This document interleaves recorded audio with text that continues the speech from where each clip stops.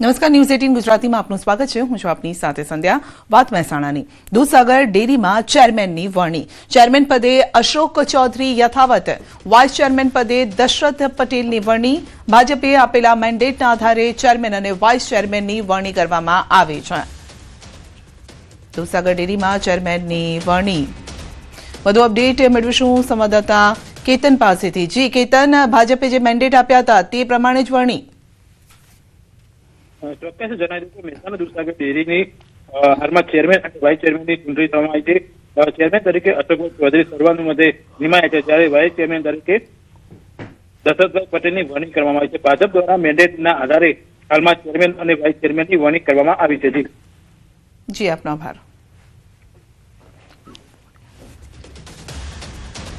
તો ચેરમેન પદે અશોક ચૌધરી યથાવત રહેશે અને વાઇસ ચેરમેન પદે દશરથ પટેલની વરણી. વલસાડમાં નિર્માણાધીન પુલનું ગર્ડર પડ્યું. ન્યૂઝ 18 ગુજરાતીની ટીમ પહોંચી ઘટના સ્થળે. વલસાડના કૈલાશ રોડ પર ઓરંગા નદી પર બની રહેલા પુલનું ગર્ડર પડી ગયું હતું અને આ દુર્ઘટનામાં 4 લોકો ઘાયલ થયા છે. નવો પુલ બનાવવાના ચાલી રહેલા કામના સ્થળ પર ઘટના બની છે. ત્યારબાદ દોડધામ મચી ગઈ. નવા બની રહેલા પુલના એક પિલરથી બીજા પિલર સુધીનું ગર્ડર પડતા ચકચાર મચી ગઈ. તંત્રની ટીમો પણ દોડતી થઈ ગઈ હતી સ્થળ પર પહોંચી. વલસાડની ઓરંગા નદી પર કૈલાસ રોડ પર અગાઉ જૂનો પુલ હતો, પરંતુ દર વર્ષે ભારે વરસાદ વખતે નદીમાં પાણીની સપાટી વધી જાય છે. પુલ પાણીમાં ગરકાવ થઈ જતો હતો અને શહેરનો ગામ સાથે સંપર્ક કપાઈ જતો હતો, જેને લઈને સરકાર દ્વારા ઓરંગા નદી પર કરોડો રૂપિયાના ખર્ચે નવો પુલ બનાવવાનું કામ શરૂ કરવામાં આવ્યું અને આ દરમિયાન આ ઘટના બની છે. તો કામના સ્થળ પર સુરક્ષા સામે સવાલ ઉભા થયા. વલસાડ શહેરના છેવાડે કૈલાસ રોડ પર આવેલા ઓરંગા નદીના આ નવા બની રહેલા પુલનું આજે એક ગર્ડર છે તૂટી પડ્યું હતું. નિર્માણાધીન પુલના ગર્ડર તૂટી પડતા જ સમગ્ર વિસ્તારમાં દોડધામ મચી ગઈ હતી. આ કાટમાળ નીચે 5 શ્રમિકો છે દબાયા હતા. આથી તાત્કાલિક છે એ પોલીસ, ફાયર બ્રિગેડની સાથે તંત્રની ટીમો પણ સ્થળ પર પહોંચી હતી અને રેસ્ક્યુ ઓપરેશન હાથ ધર્યું હતું. ને ત્યારબાદ છે આ કાટમાળ નીચે દબાયેલા 5 શ્રમિકોને છે એ રેસ્ક્યુ કરી અને તેમને સારવાર માટે હોસ્પિટલમાં ખસેડવામાં આવ્યા હતા, જેમાંથી એક શ્રમિકની છે હાલત ગંભીર જણાવવામાં આવી છે. આ ઘટનાને ગંભીરતાથી લઈ અને વલસાડ જિલ્લા વહીવટી તંત્રના ઉચ્ચ અધિકારીઓ સ્થળ પર પહોંચ્યા હતા. વલસાડ જિલ્લા પોલીસ વડા, પ્રાંત અધિકારી, ખુદ કલેક્ટર ભવ્ય વર્મા પણ સ્થળ પર મુલાકાત લઈ અને પરિસ્થિતિનું નિરીક્ષણ કર્યું હતું અને સાથે જ જરૂરી સૂચનો પણ કર્યા હતા. આપને જણાવી દઈએ કે અંદાજે 42 કરોડના ખર્ચે છે વલસાડની આ ઓરંગા નદીના પર છે આ નવો પુલ બની રહ્યો છે. દર વર્ષે ભારે વરસાદ વખતે જ્યારે નદીમાં પાણીનું લેવલ વધી જાય છે, આ દરમિયાન છે આ પુલ પર પાણી ફરી વળે છે અને આ પુલને સામેના છેડે આવેલા 40 જેટલા ગામોનો સંપર્ક છે વલસાડ શહેરથી તૂટી પડે છે. આથી આ અતિ મહત્વના પુલ ને છે અતિ મહત્વનો પુલ છે. એને કારણે છે આને ગામ લોકોને પણ મોટી આશા હતી, પરંતુ જ્યારે આ કામનું છે નિર્માણ ચાલી રહ્યું હતું એ દરમિયાન જ આ દુર્ઘટના સર્જાઈ હતી. એને કારણે છે અહીંયા આગળ દોડધામ મચી ગઈ હતી અને તંત્ર છે દોડતું થયું હતું. ભવ્ય વર્માએ સ્થળ પર મુલાકાત લઈ અને આ મામલે જરૂરી કમિટીની રચના કરી અને ત્યારબાદ તપાસના આદેશ આપવામાં આવ્યા છે અને જે કસૂરવાર હશે તે લોકો સામે કડક કાર્યવાહીની પણ અહીંયા આગળ ચીમકી ઉચ્ચારવામાં આવી છે. જોકે જે નવી પુલ દુર્ઘટનામાં જે કમિટી રચના થશે તેની અંદર માર્ગ મકાન વિભાગના અધિકારીઓ અને તંત્રની ટીમો પણ રહેશે, જે ટેકનિકલ એનાલિસિસ કરી અને અહીંયા આગળ જે દુર્ઘટના સર્જાઈ છે તેમાં શું ખામી હતી અને કઈ રીતે આ દુર્ઘટના સર્જાઈ છે તેની તપાસ કરશે. જોકે અત્યારે તો નિર્માણાધીન પુલની જે ગર્ડર તૂટી પડતા હવે કામના ચાલી રહેલા ગુણવત્તા સામે પણ સવાલો ઉભા થઈ રહ્યા છે. ભરતસિંહ વાડેર, ન્યૂઝ 18 ગુજરાતી, વલસાડ. તો બ્રિજ દુર્ઘટના અંગે થઈ શકે છે મોટા ખુલાસો. સમગ્ર મામલે અપાયા છે તપાસના આદેશ. બ્રિજ દુર્ઘટના અંગે તપાસ કમિટીની રચના. તપાસ બાદ કડક કાર્યવાહી પણ હાથ ધરાશે. વલસાડમાં બ્રિજના સ્ટ્રક્ચર તૂટી પડવાની ઘટનામાં જિલ્લા કલેક્ટરે આપ્યું છે નિવેદન. સમગ્ર ઘટનાને લઈને તપાસના આદેશ અપાયા છે. સમગ્ર મામલે તપાસ કમિટી બનાવીને તપાસ હાથ ધરાઈ. જિલ્લા કલેક્ટર દ્વારા સમગ્ર મામલે તપાસના આદેશ અપાયા. તપાસ બાદ કડક કાર્યવાહી હાથ ધરવામાં આવશે અને હાલ 5 શ્રમિકો સારવાર અર્થે હોસ્પિટલમાં છે. એકની હાલત ગંભીર છે. પ્રાથમિક રીતે લોડ બેલેન્સિંગના કારણે કોઈ ઇશ્યુ થયો છે. 42 કરોડના ખર્ચે આ બ્રિજ બની રહ્યો છે. 2 વર્ષ પહેલા એમની વહીવટી મંજૂરી આપવામાં આવી હતી. અને 1 વર્ષ માટેનું આયોજન છે કે આવતા 1 વર્ષમાં ચાલુ થઈ જાય. કમિટીની રચના થશે અને એક્ઝેક્ટ કારણ શું છે અને અત્યારે ફરી શું પગલાં લઈ શકાય છે એના માટે એક ટેકનિકલ કમિટીની રચના થશે અને એમનો અહેવાલ જ્યારે આવશે ત્યારે સાદર કરવામાં આવશે. સોના ચાંદીના ભાવ ફરી વધ્યા છે. ચાંદીનો ભાવ ફરી ઐતિહાસિક સપાટીએ પહોંચ્યો છે. શુદ્ધ 1 કિલો ચાંદીનો ભાવ 2 લાખને ટચ થવાની તૈયારીમાં છે. ચાંદીના વેપારી આપ્યું છે નિવેદન. આજે 24 કેરેટ ચાંદીનો ભાવ 1.99 લાખ 500 પહોંચ્યો છે, એટલે 2 લાખની નજીક પહોંચ્યો છે. એક મહિનાની અંદર 2.30 લાખે ચાંદી પહોંચે તેવી શક્યતા છે. તો છેલ્લા 24 કલાકમાં 6,000 રૂપિયાનો વધારો થયો છે. અમેરિકાની ફેડરલ બેંક દ્વારા 0.25% જે વ્યાજ દર છે તે ઘટાડવામાં આવ્યું છે અને આ ઉપરાંત ઇન્ડસ્ટ્રીયલ ચાંદીની ડિમાન્ડ પણ વધી છે, જેના કારણે ભાવ પર અસર જોવા મળી રહી છે. તો આ અંગે જ વધુ અપડેટ મેળવીશું. રાજકોટથી સહયોગી હાર્દિક આપણી સાથે જોડાઈ ગયા છે.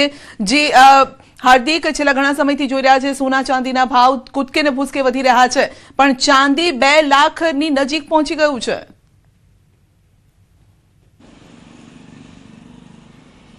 હજી સંધ્યા, ચાંદી છે તે કોઈ પણ સમયે 2 લાખને ટચ કરી શકે છે, કેમ કે અત્યારે જે ચાંદીના ભાવ છે તે શુદ્ધ ચાંદીના ભાવ 1,99,500 રૂપિયાએ પહોંચી ચૂક્યા છે, જે આજના દિવસમાં કદાચ 2 લાખે પહોંચે તો પણ નવાઈ નહીં. ત્યારે આપણી સાથે ચાંદીના વેપારી છે, આપણે એમની સાથે પણ વાત કરવાનો પ્રયાસ કરીશું. શું કહેશો, આજે ચાંદીનો ઐતિહાસિક ભાવ છે, ઐતિહાસિક સપાટીએ ફરી એક વખત પહોંચ્યો છે, કારણ શું? આજે ચાંદીનો ભાવ 1,99,500ની સપાટીએ પહોંચ્યો છે, જે ઐતિહાસિક સપાટી ગણી શકાય. અને હવેના સમયમાં અત્યારે જે ચાંદીના $64 આવી રહ્યા છે તે $75 થવાની પૂરી સંભાવના ગણી શકાય. ચાંદી હવે આગામી એક સમયમાં કેટલા ભાવ સુધી પહોંચી શકે છે? ચાંદી હવે આમ જોવો તો $75 મતલબ 2,30,000 સુધી ટૂંકા ટાઈમમાં ભાવ આવી શકે છે.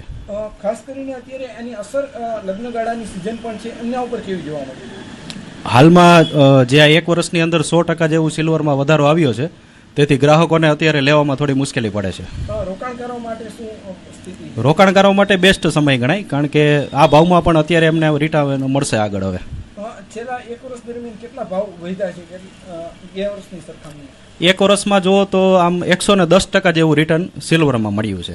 ચોક્કસથી સંધ્યા, છેલ્લા 1 જ વર્ષમાં 110% જેટલું રિટર્ન છે તે ચાંદીના રોકાણકારોને મળ્યું છે. સાથે સાથે રાજકોટનું ચાંદી છે તે દેશના અલગ અલગ રાજ્યોમાં પણ અહીંના ચાંદીના બનતા દાગીનાઓ જતા હોય છે. ત્યારે આ જે ભાવ વધારો છે તે ક્યાંક જે છે લગ્નગાળામાં પણ અસર જે જોવા મળી રહી છે, તો બીજી તરફ જે રોકાણકારો માટે ચાંદીમાં જ ચાંદી હોય તેવી સ્થિતિ પણ જોવા મળી રહી છે. તો જે ચાંદીના વેપારી છે, સોની વેપારી છે, તેમનું પણ માનવું છે કે જે આગામી જે છે 1 મહિનાની અંદર ચાંદીના ભાવ છે તે 2,30,000 રૂપિયા સુધી પહોંચે તો પણ નવાઈ નહીં. પરંતુ છેલ્લા જે છે એ 15 દિવસથી આ ચાંદીમાં જે છે દરરોજ એક નવી ઐતિહાસિક સપાટીએ પહોંચતો હોય છે, ત્યારે આજે પણ ફરી એક વખત નવી ઐતિહાસિક સપાટીએ ચાંદીના ભાવ પહોંચ્યા છે. જી સંધ્યા, આપનો આભાર. તો ચાંદીનો ભાવ ફરી ઐતિહાસિક સપાટીએ 2 લાખને ટચ કરવાની તૈયારીમાં છે. 1,99,500 પહોંચ્યો છે અને હજુ પણ આ ભાવ વધશે. વેપારીઓનું કહેવું છે કે 24 કલાકમાં 6,000 રૂપિયાનો જે ભાવ વધારો થયો છે, આવનારા 1 મહિનામાં હજુ 30,000 રૂપિયા વધશે. સાબરકાંઠા હિંમતનગરમાં પોલીસ ક્વાર્ટરમાં આગ લાગી. પોલીસ કર્મીના ક્વાર્ટરમાં ગેસનો બાટલો લીકેજ થઈ ગયો અને આગ લાગી. આંબાવાડી પોલીસ લાઇનના ક્વાર્ટરમાં આ ઘટના બની હતી. ગેસ બોટલ જે છે તે લગાવવાનો પ્રયાસ કરવામાં આવ્યો હતો અને ત્યારે જ આ આગ ભભૂકી ઉઠી હતી. તો સ્થાનિક ફાયર બ્રિગેડની ટીમે આગ પર કાબુ મેળવ્યો છે. ઘટનામાં સદનસીબે કોઈ જાનહાનિ નથી થઈ. તો પોલીસ ક્વાર્ટરમાં આગ લાગી. જ્યારે ગેસ સિલિન્ડર લગાવવાની તૈયારી થતી હતી તે સમયે જ લીકેજ થતા આગ ભભૂકી ઉઠી હતી. તો ફાયર બ્રિગેડે આગ પર કાબુ મેળવી લીધો છે. કોઈ પ્રકારની જાનહાનિ નથી થઈ. રસોડામાં થોડું નુકસાન છે. દાહોદમાં સળગેલી હાલતમાં યુવકનો મૃતદેહ મળતા ખળભળાટ મચી ગયો છે. હિરોલા રંગલી ઘાટી પાસે મળ્યો છે યુવકનો મૃતદેહ. સંજેલીના હિરોલા રંગલી ઘાટી સ્ટેશન પાછળ યુવકની સળગાવેલી લાશ જોવા મળી હતી. તો ગ્રામજનો ઢોર ચરાવવા જતા સમયે આ મૃતદેહ દેખાયો હતો અને પોલીસ ટીમ ઘટના સ્થળે પહોંચી હતી, તપાસ હાથ ધરી હતી. યુવકને રાત્રિ દરમિયાન સળગાવી દેવામાં આવ્યો હોવાનું પ્રાથમિક અનુમાન છે.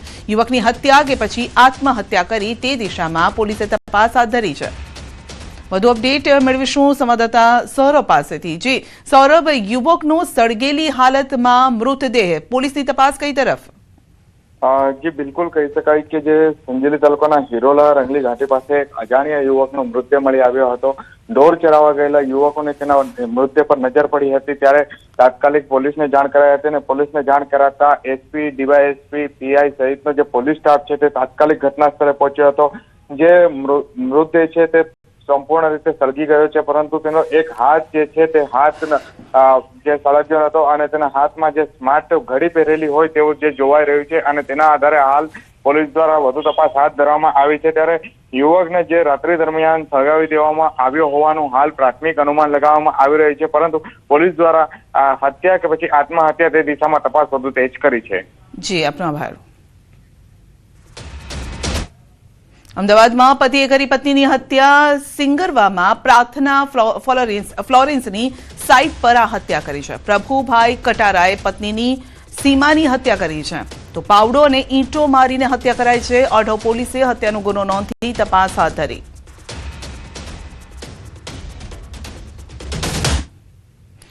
ઉપલેટાના રાજપરા ગામે ચોંકાવનારી ઘટના બની. પૈસા માટે પુત્રએ પિતાની હત્યા કરાવી છે. વીમા પોલિસી પકાવવા માટે આ કાવતરું રચ્યું છે. વીમાના પૈસા માટે પિતાની હત્યા કરાવતા ખળભળાટ મચી ગયો છે. ઉપલેટા તાલુકાના ભાયાવદર નજીકના રાજપરા ગામે આ ઘટના બની છે. પોલીસે પુત્ર અને ભત્રીજાની ધરપકડ કરી છે. પુત્ર રામદે જોગને ઇઝરાયલ જવા માટે રૂપિયાની જરૂર હોવાથી 70 લાખની વીમા પોલિસી પકાવવા માટે આ કાવતરું રચ્યું. તો પિતાની હત્યા કરવા માટે પિતરાઈ ભાઈને 1 લાખ રૂપિયા અને જમવાની લાલચ આપી સોપારી આપી હતી. તો પ્રથમ જંતુનાશક દવા પીવડાવી મારી નાખવાનો પ્લાન નિષ્ફળ જતા કુહાડીના ઘા ઝીંકીને હત્યા કરી અને હત્યા કર્યા બાદ મૃતદેહને રોડ પર ફેંકી દઈ અકસ્માતમાં ખપાવવાનો પ્રયાસ કર્યો હતો, જો કે નિષ્ફળ ગયો. તો આ સાથે પોલીસ તપાસમાં વાહન પર અકસ્માતના નિશાન ન મળતા અને પોસ્ટમોર્ટમ રિપોર્ટ પરથી ભાંડો ફૂટ્યો. ભાયાવદર પોલીસે ગણતરીના દિવસોમાં જ ભેદ ઉકેલી કપાતર પુત્ર અને ભત્રીજાની ધરપકડ કરી.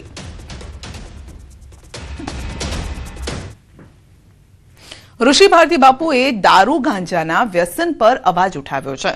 તેમણે કહ્યું છે કે લોકો ટેન્શન દૂર કરવા અને દુઃખ ભૂલવા દારૂનો નશો કરે છે, પરંતુ તેનાથી પારિવારિક, શારીરિક, માનસિક નુકસાન થાય છે. ટેન્શન કહેતા દુઃખ દૂર કરવા માટે, બીજું દેખાડો કરવા, જે ખરેખર મોટો ખાડો છે, એટલે દેખાદેખીને ખાતર પણ માણસો દારૂ પીવે છે. પારિવારિક નુકસાન થાય છે, પરિવારના સંબંધો બગડે છે. બીજું કે શારીરિક નુકસાન પણ થાય છે અને માનસિક નુકસાન પણ થાય છે. તો વધુમાં તેમણે કહ્યું છે કે 2 વર્ષમાં ગુજરાતમાં 215 કરોડથી વધુનો દારૂ ઘૂસ્યો છે. સરકારને વિનંતી છે કે ગુજરાતના 3.5 કરોડ યુવાનોનું સ્વાસ્થ્ય બચાવવા સુરક્ષા કવચ મજબૂત કરે. એક દુઃખની વાત છે કે છેલ્લા 2 વર્ષમાં વિદેશી દારૂ લગભગ 215 કરોડથી પણ વધારે આ ગુજરાતમાં ઘૂસ્યો છે અને 16 કરોડ કરતાં પણ વધારે બિયર ગુજરાતમાં ઘૂસ્યો છે અને 4 કરોડથી પણ વધારે દેશી દારૂ ગુજરાતમાં બન્યો છે. મહીસાગરના વડદલા ગામે ગાંજાની ખેતી ઝડપાઈ છે. ખેતરમાં એરંડાની આડમાં ગાંજાના છોડનું વાવેતર કરાયું હતું. પોલીસે બાતમીના આધારે રેડ કરી ગાંજાના છોડ ઝડપી પાડ્યા છે. પોલીસને 258 નંગ ગાંજાના છોડ મળી આવ્યા છે. 2.37 કરોડના ગાંજાના છોડ સાથે આરોપીની ધરપકડ કરાઈ છે. એનડીપીએસ એક્ટ હેઠળ ગુનો નોંધીને કાર્યવાહી પણ હાથ ધરાઈ છે. તો ગાંજાના છોડ મળી આવ્યા છે અને એ રીતે ઉગાડવામાં આવ્યા હતા. એરંડાની આડમાં આ ગાંજાને ઉગાડવામાં આવ્યો હતો. તો છોડનું વાવેતર કરાયું છે અને પોલીસને 258 નંગ ગાંજાના છોડ મળી આવ્યા છે અને હવે કાયદેસરની કાર્યવાહી પણ હાથ ધરાઈ છે.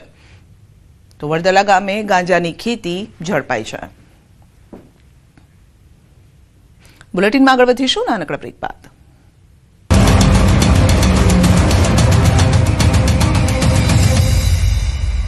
મતદારો બીએલઓ માટે મોટા સમાચાર. ગુજરાતમાં એસઆઈઆરની કામગીરીની તારીખ લંબાવાય. એસઆઈઆરની કામગીરી 3 દિવસ વધારે ચાલશે. ગુજરાત સહિત 6 રાજ્યોમાં તારીખ લંબાવાય. હવે 31 ડિસેમ્બર સુધી એસઆઈઆરની કામગીરી ચાલશે. ગાંધીનગરમાં ગણેશ જાડેજાનો નાર્કો ટેસ્ટ કરાયો. રાજકુમાર જાટ નામના યુવકના મોતના કેસમાં ગણેશ જાડેજાને ગાંધીનગર એફએસએલ ખાતે નાર્કો ટેસ્ટ કરાયો. હવે નાર્કો ટેસ્ટનો રિપોર્ટ કોર્ટમાં રજૂ કરાશે. 2 દિવસ બાદ આવશે રિપોર્ટ. નાર્કો ટેસ્ટના રિપોર્ટ બાદ દૂધનું દૂધ અને પાણીનું પાણી થશે. અમદાવાદમાં મેડિકલ સ્ટોર પર તવાય. પ્રિસ્ક્રિપ્શન વગર કફ સિરપનું વેચાણ કરનારાઓ સામે લાલાક. રાજ્યના ફૂડ એન્ડ ડ્રગ વિભાગ કરી તપાસ. 8 મેડિકલ સ્ટોરને ફટકારી નોટિસ. ઘાટલોડિયામાં કૃષ્ણા મેડિકલ સેટેલાઇટની Solcure pharmacy, Namnidhi pharma, Namah wellness, Nataraj medical સ્ટોર્સને નોટિસ અપાઈ. જામનગર મનપાની સ્ટેન્ડિંગ કમિટીની બેઠકમાં 41.30 કરોડના વિકાસલક્ષી કામને મંજૂરી અપાઈ. શહેરના વોર્ડ 13 અને 14માં સીસી રોડ પેવર બ્લોકના કામ માટે 2.5 કરોડ રૂપિયા ફાળવવામાં આવ્યા. વોર્ડ નંબર 11માં ગુજરાત ગેસ પંપથી નવનાલા, યોગેશ્વર નગરથી Hapa marketing yard, railway bridge સુધી 30 મીટર પહોળા સીસી રોડ બનાવવા માટે 1.96 કરોડ રૂપિયાની મંજૂરી આપવામાં આવી. આ તરફ સુરતના અરેઠ તાલુકામાં ડીજીવીસીએલના દરોડા. વીજ ચોરી કરતા અનેક રંગે હાથે ઝડપાયા. સ્થાનિક પોલીસને સાથે રાખી વીજ ચેકિંગ કરાયું. તડકેશ્વર, ઉશ્કેર, રોઝવાડ સહિતના ગામડાઓમાં તપાસ. વીજ મીટર સાથે છેડછાડ કરી વીજ ચોરી ઝડપાઈ. મુખ્યમંત્રી ભૂપેન્દ્ર પટેલે બનાસકાંઠા જિલ્લાની 1000 કરોડના વિકાસ કાર્યોની ભેટ આપી. સીએમએ જિલ્લાની મુલાકાત લીધી, જેમાં 7થી વધુ પ્રોજેક્ટનું લોકાર્પણ કરાયું, જ્યારે 15થી વધુને વિકાસ કાર્યોનું ખાતમુહૂર્ત કરી 22થી વધુ વિકાસ કાર્યોની ભેટ આપી. ગુજરાતના પ્રથમ નોબેલ પ્રાઇઝ એક્ઝિબિશનનું પણ સીએમએ ઉદઘાટન કર્યું. પાલનપુરના રામલીલા મેદાન ખાતે સશક્ત નારી મેળાની પણ સીએમએ મુલાકાત લીધી. સાબરકાંઠાના હિંમતનગર સબ જેલ ખાતે કેદીઓને ફિલ્મ બતાવવાનું આયોજન કરાયું, તો લાલો ફિલ્મના કલાકારો પણ ઉપસ્થિત રહ્યા. વિવિધ ગુનામાં કેદી ભાઈ બહેનો માટે ફિલ્મનું આયોજન કરવામાં આવ્યું હતું, જેમાં હિંમતનગરના ધારાસભ્ય વીડી ઝાલા, પાલિકાના પ્રમુખ ઉપસ્થિત રહ્યા. ફિલ્મ પૂર્ણ થયા બાદ કેદીઓ અંતમાં સોંગ ઉપર મન મૂકીને નાચ્યા હતા. મહેસાણાના વિસનગર માર્કેટયાર્ડમાંથી કપાસના પોલમપોલનો આક્ષેપ થતા હરાજીની પ્રક્રિયા બંધ કરવી પડી. માર્કેટયાર્ડમાં કપાસની ખરીદી કરી સીસીઆઈ સેન્ટરમાં ટેમ્પા અને ટ્રકો ઉતારતા હોવાના આક્ષેપ સાથે ખરીદી કરતા 10 વેપારીઓ બુધવારે હરાજીથી અળગા રહેતા હરાજી પ્રક્રિયા બંધ કરવી પડી. સીસીઆઈ સેન્ટરમાં ટેમ્પા અને ટ્રકો ઉતારતી હોવાના આક્ષેપ સાથે કપાસના 10 વેપારીઓ હરાજીથી દૂર રહ્યા. વેપારીઓના મતે સરકારે ટેકાના ભાવ જાહેર કર્યા, તેમાં ખેડૂતો સીધા કપાસ વેચાણ કરવા જાય તો અમને કોઈ વાંધો નથી, પરંતુ માર્કેટયાર્ડમાંથી કેટલાક વેપારીઓ ખેડૂતો પાસેથી હરાજીમાં ભાગ લઈ માલ ખરીદી બારોબાર સીસીઆઈ કેન્દ્રમાં આપતા હોવાનું ધ્યાને આવ્યું. તો ચેરમેનના મતે 8 થી 10 ગાડી કપાસ વેચાણ માટે આવી હતી, પરંતુ બપોરે લેબર ન હોવાથી 2 ગાડીનો માલ રહી ગયો, જેની આવતીકાલે હરાજી કરાવાશે. વેપારી મહામંડળના મતે બારોબાર કોઈ માલ વેચાતો નથી. ગુજરાતમાં એક કહેવત છે કે વરસે તો વાગડ ભલો. વાગડ વિસ્તારના રાપર ભચાઉ તાલુકાના વિસ્તારોમાં ગયા ચોમાસામાં જોરદાર વરસાદ થતા નદી, નાળા, ડેમ, તળાવ, ચેકડેમમાં આવક થઈ હતી. કચ્છના રાપર તાલુકામાં ચાલુ વર્ષે રવિ પાકનું પુષ્કળ પ્રમાણમાં વાવેતર કરાયું. ખેડૂતોએ ચણા, રાયડો, જીરું, ઈસબગુલ, વરિયાળી, શાકભાજી અને ઘાસચારો મળી રહ્યા.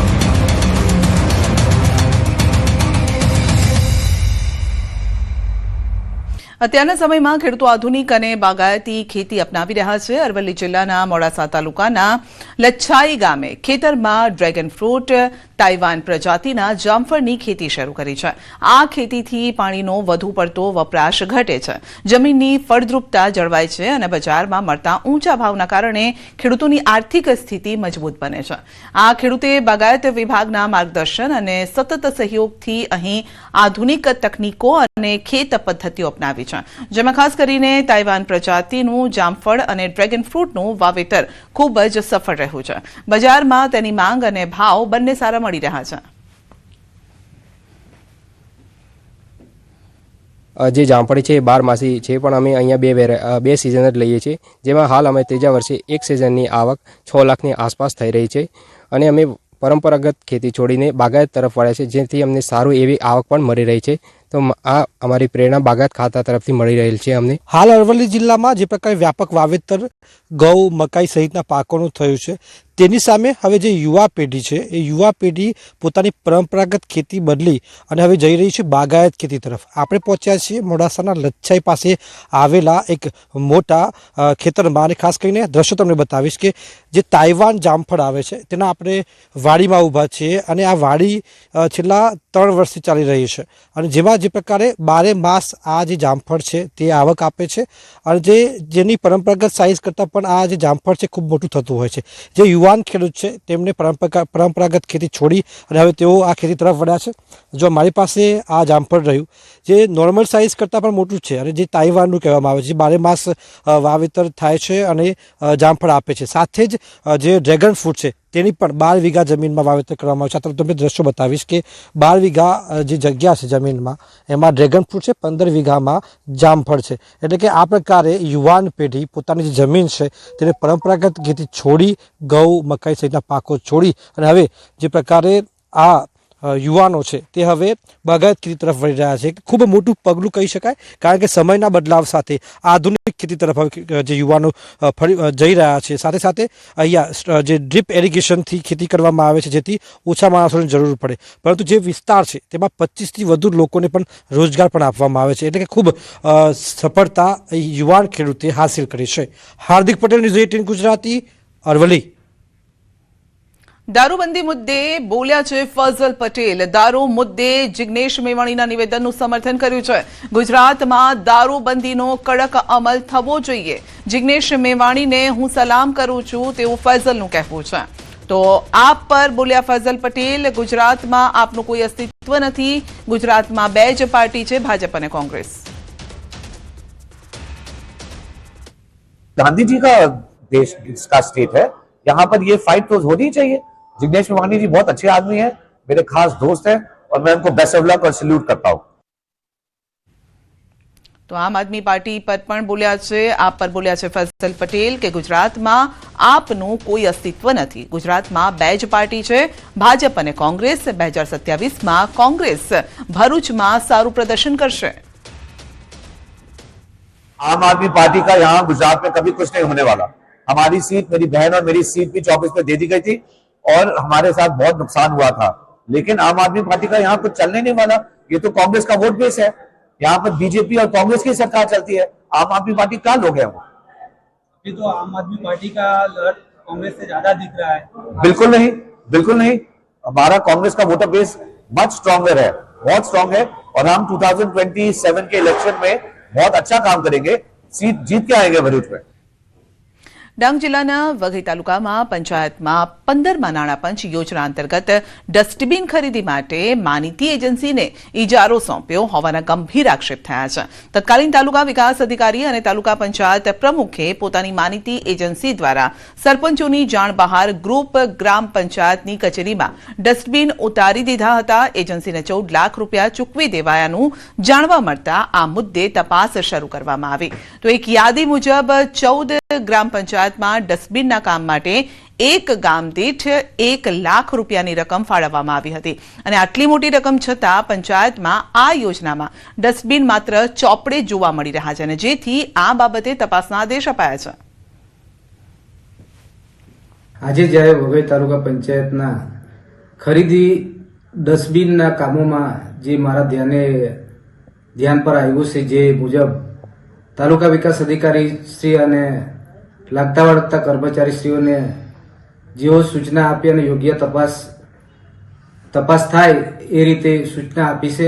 હાલે જે પેપર ન્યૂઝમાં જે આવી રહ્યું છે કે 15મા નાણાં પંચની ખરીદી બાબતે જે છપાઈ રહ્યું છે તે બાબતે હાલે મેં તપાસની કાર્યવાહી સોંપી છે અને તપાસમાં જે પણ કંઈ હશે તે જે પણ કંઈ હશે તે હું બહાર લાવીશ.